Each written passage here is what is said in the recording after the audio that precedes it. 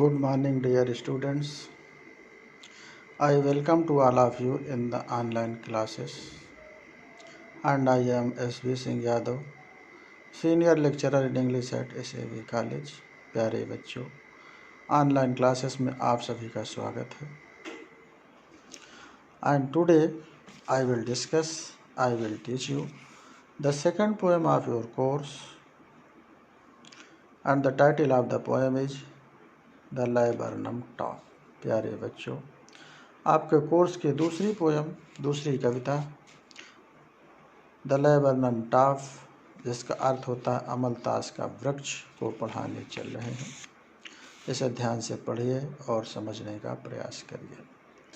Dear students, this poem was composed by sir Ted Hughes, one of the greatest poet of England and sometime the poet laureate also. प्यारे बच्चों, इस कविता को रचने वाले England के महान कवि टेड ह्यूज हैं, जो इंग्लैंड के राष्ट्र कवि भी थे. इससे उनकी महानता का अंदाज़ा लगाया जा सकता है. The greatness of the poet can be realised because he was also the poet laureate of England, and this poem depicts the very good understanding of Ted Hughes about birds, about nature also. प्यारे बच्चों, इस poem को अब हम लोग अध्ययन करने चल रहे हैं. We are going to study, we are going to explain, we are going to understand this poem thoroughly. प्यारे बच्चों, इस कविता को मेरे साथ अच्छे से पढ़िए और समझने का प्रयास करिए. My dear students, the title of the tree is the laburnum top. प्यारे बच्चों, इस पोएम का शीर्षक है अमलतास का वृक्ष. The laburnum top is silent.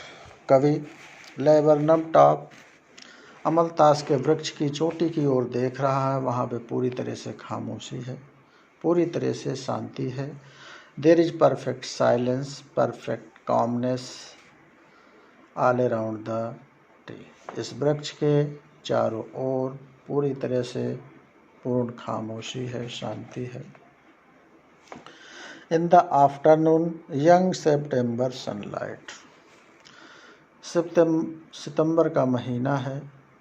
दोपहर के वक्त सूर्य की पीली रोशनी इस वृक्ष पर पड़ रही है. It is the time of afternoon and the yellow sunbeams are also visible on the tree and all around it. A few leaves yellowing. वृक्ष की कुछ पत्तियाँ पीली पड़ रही हैं. Some of the leaves of the tree are becoming yellow. All its seeds fallen. इस वृक्ष के सारे बीज गिर चुके हैं. All the seeds of this tree are already fallen. Till the goldfinch comes. इस वृक्ष के चारों ओर, इस वृक्ष की चोटी पर खामोशी तभी तक रहती है जब तक कि ये गोल्डफिंच में सोनचिड़ी या सोने के जैसे दिखने वाली चिड़िया. There is a silence all around the tree until there comes a bird called goldfinch. इस वृक्ष के चारों ओर खामोशी तभी तक होती है जब तक कि इस वृक्ष में एक सोनचिड़ी आकर नहीं बैठ जाती है. With a twitching chirp. इस वृक्ष में पूर्ण खामोशी होती है.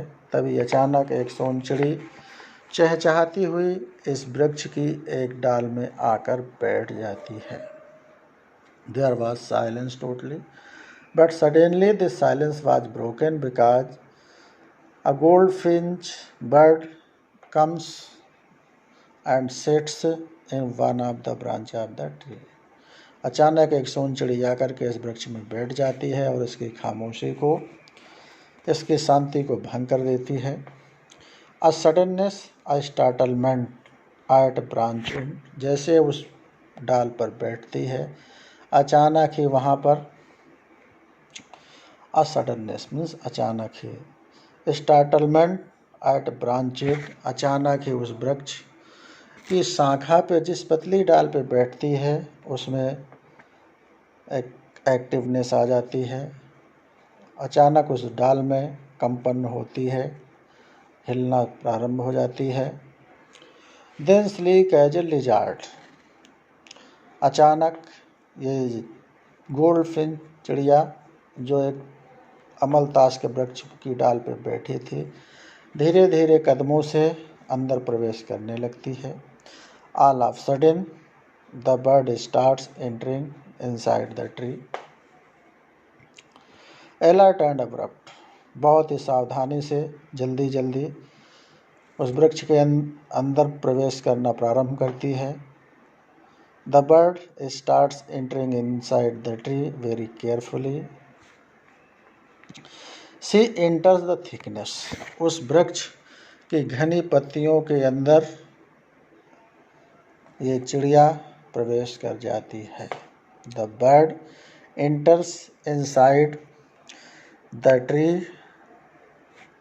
Very quickly and machine starts of chittering, जैसे ये चिड़िया उस वृक्ष के अंदर प्रवेश करती है वैसे इस चिड़िया का जो भी परिवार है सब चहचहाने लगता है। इस चिड़िया के बच्चे भी चहचहाना शुरू कर देते हैं।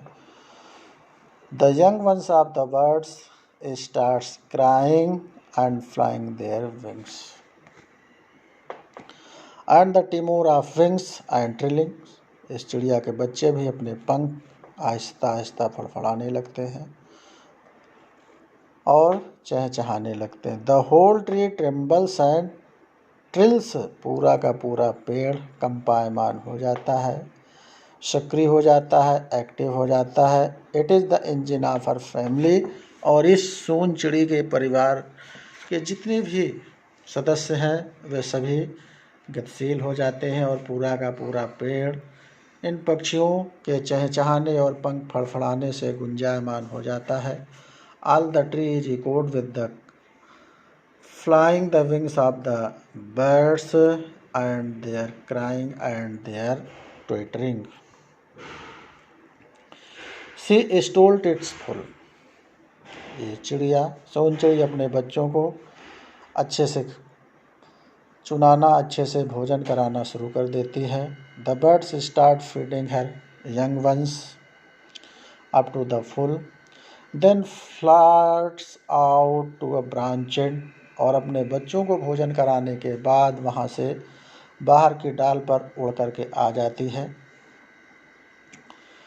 शोइंग हर बर्ड फेस आइडेंटिटी मास्क, और अपने बच्चों को भोजन कराने के उपरांत अचानक ये उस पेड़ की घनी पत्तियों से बाहर आकर के अपना चेहरा दिखाती है जो कि एक इसकी पहचान है। After feeding her young ones, her children, the birds comes out of the tree and shows her face, that is real identity of the bird. And then with airy delicate whistles chirping whispering she launches away, और इसके बाद airy means रहस्यमय mysterious, और इसके उपरांत चहचहाती हुई उस वृक्ष से बाहर आती है और अनंत आकाश में विलीन हो जाती है। After feeding her young ones, she comes out of the tree, crying in a very mysterious way, and flies and disappears in the sky towards the infinite. And the laburnum subsides to empty, subsides माने पड़ जाना, और इस अमलतास का वृक्ष एक बार पुनः उसी खामोशी की चादर ओढ़ लेता है जिस खामोशी में उस गोल्डफिश चिड़िया के आने के पहले था।